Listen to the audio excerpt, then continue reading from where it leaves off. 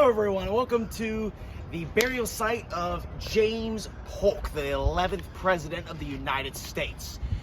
Now, I am super excited to be checking this out today. I was not planning on coming here today. We're here in Nashville, Tennessee, to witness the burial site of James Polk up there, serving from 1845 to 1849. And we're going to be streaming his name for Smash, just like we did with the others. Now, it's been quite a while since we've done one of these. I'm really excited. As you can see, they buried him right by the Capitol building in Tennessee here in Nashville. As you can see, we're literally in downtown Nashville. And no joke, they buried him right there. So, statue. So this was the Confederacy at the time during the Civil War. Tennessee was a southern state, of course. But we got these huge, nice stairs up here, just like a lot of the presidents' sites have staircases. This statue here is awesome. Let's see what the view looks like from the top.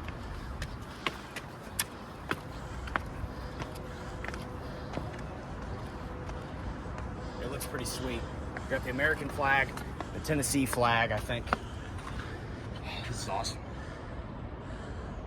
So this statue here, this was a big Civil War site. There you have a lot of Civil War statues around here. Putting that. Apparently this area is under construction. That kind of sucks. But there's the statue. You got the horse. It looks awesome. I don't know who that's supposed to be on top of there. Oh, it's Stonewall Jackson, or Andrew Jackson. No, that's from the War of 1812. So it's an Andrew Jackson, dude. What another twist, another president.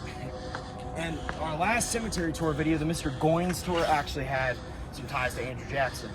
And here he is. He was from Nashville. We're not going to be able to visit his grave on this trip, but we'll be coming back sometime, hopefully this year. So, born March 15th, 1767, died on June 8th, 1845. 7th President of the United States, commander of victorious American forces at the Battle of New Orleans in the War of 1812. Oh man, that looks awesome. That is like one of the coolest statues I think I've ever seen. Jackson and his horse. So yeah, he was the hero at the Battle of New Orleans in the War of 1812. So yeah, awesome. Dude, this is amazing. This is the state capitol building. Every state, those of you that don't know, every state of all 50 states in the U.S. in their capital city, they have a building, which is the Capitol building, which serves. This is the place where the House of Representatives of Tennessee meet for their meetings and stuff. And this building, here, we got the Tennessee flag on top, the American flag. Oh, it's so beautiful today. It looks great in person. That's a building right there. Okay, so he's buried right down there. The man, the legend, James Knox Polk. Polk was president for one term, and he made it clear when he was running for president, he made it clear that he wanted to only serve one term, and he was going to do as much as he possibly could for this country in 4 years. His main goal, the two major goals, if you know anything about American history, the two major issues that the United States had in the 19th century was the issue of slavery and manifest destiny. And James Polk had more to do with both of those than any president ever.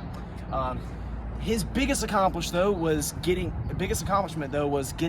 acquiring all the land in the western U.S.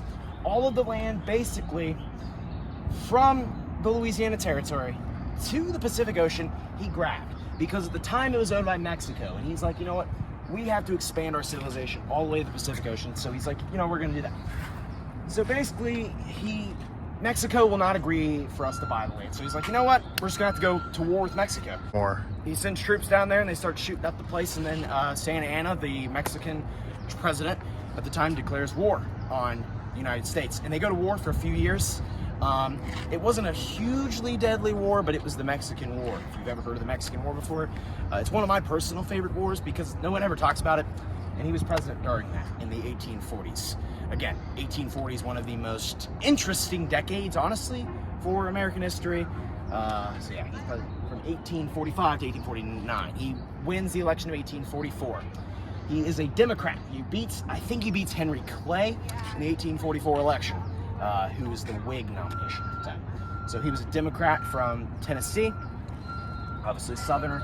I'm not sure if he owned slaves or not, but yeah, he was born on November 2nd, 1795. Bruno, if you're watching this, that's your birthday, boy.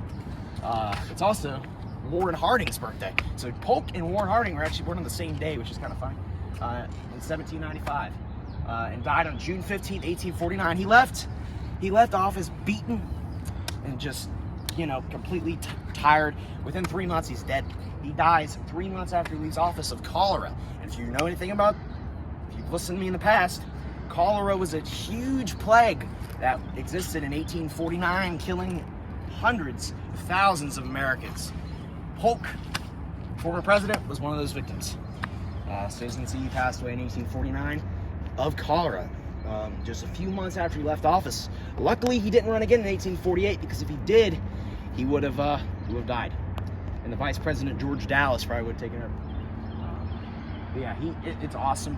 He was born in North Carolina. He's buried here in Nashville, because this is where he lived. So let's go check out his grave. There's a historical marker in there.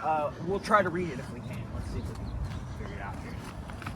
But Polk, imagine being able to go home after your presidency and see that entire map of the U.S. with all the western states is you. You did that. Just amazing. But he only died, sadly, 3 months after that. So here's the marker. We can't really read it, sadly, because they have it fenced off for construction. But luckily, they still have the burial site up there, so we're going to read his grave and see what it says on it. I love President graves. Polk has got to be one of our better presidents out there. James Polk, resting in the vault beneath here. He was born in Mecklenburg County, North Carolina, and immigrated with his father, Samuel Polk, to Tennessee in 1806 when he was just 11 years old. The beauty of virtue was illustrated in his life. The excellence of Christianity was exemplified in his death. And Sarah Childress, the wife of James Polk, who lived from 1803 to 1891. So his wife lived quite a while. James Polk for smash! James Polk for smash! James Polk for smash! There we go. Oh, feels good to do that again. All right, here we go. So here's some more events in his life here. We have his life was devoted to the public service,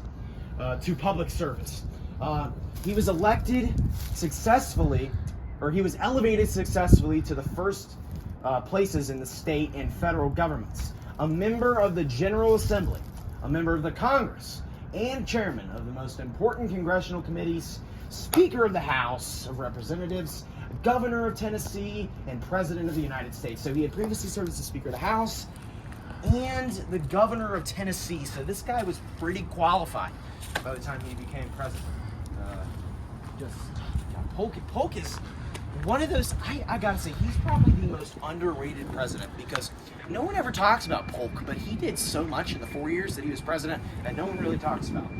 Asleep in Jesus, as you can see, Sarah Polk, the wife of James Polk, born in Rutherford County, Tennessee, on September 4th, 1803, died at Nashville on August 14th, 1891.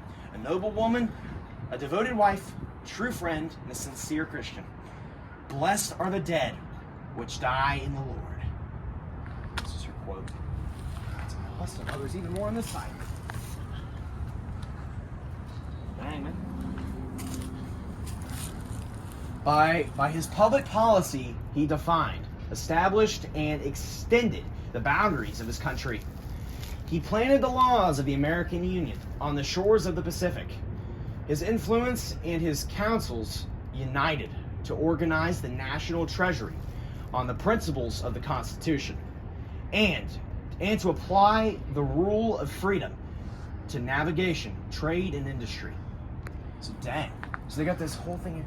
This actually looks really good. I love it. It literally looks like someone handwritten. I think someone literally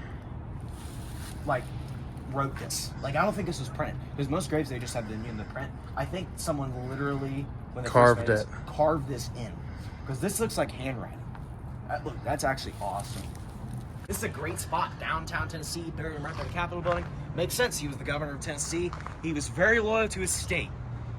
Just James Polk. I mean, he's got to be one of the best presidents in American history, especially of that time period.